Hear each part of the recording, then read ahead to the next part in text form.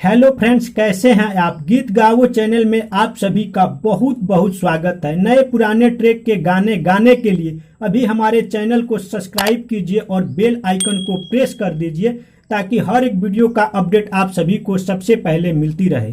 तो चलिए शुरू करते हैं।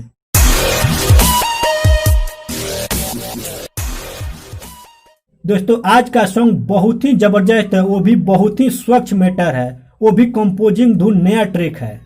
तो चलिए जानते हैं इस सॉन्ग को कैसे गाना है। मुखड़ा तैयार है।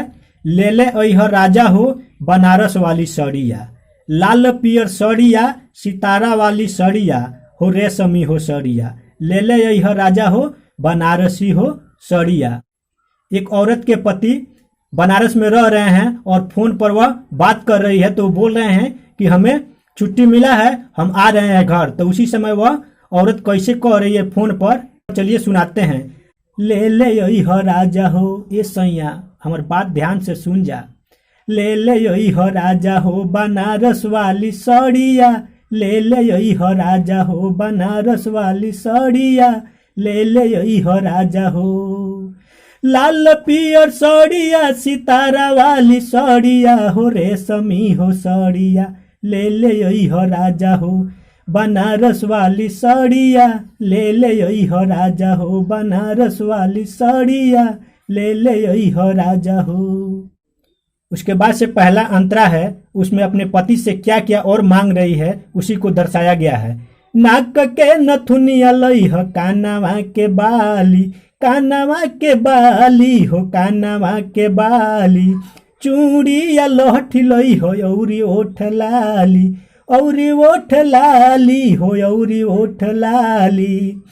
अरे हाथवा में पेन्हेला ये सैया, अरे हाथवा में पेन्हेला सोनाटा वाली घड़िया, ले ले अइह राजा हो, अरे ले ले अइह राजा हो बनारस वाली सड़िया, ले ले अइह राजा हो बनारस वाली सड़िया, ले ले अइह राजा हो। उसके बाद से लास्ट अंतरा है।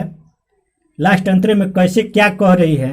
अरे ओखिया के कजरा यौरी पाऊआ के पायल, पाऊआ के पायल हो पाऊआ के पायल, 4G के सेट लइह जियो के मोबाइल, जियो के मोबाइल हो जियो के मोबाइल।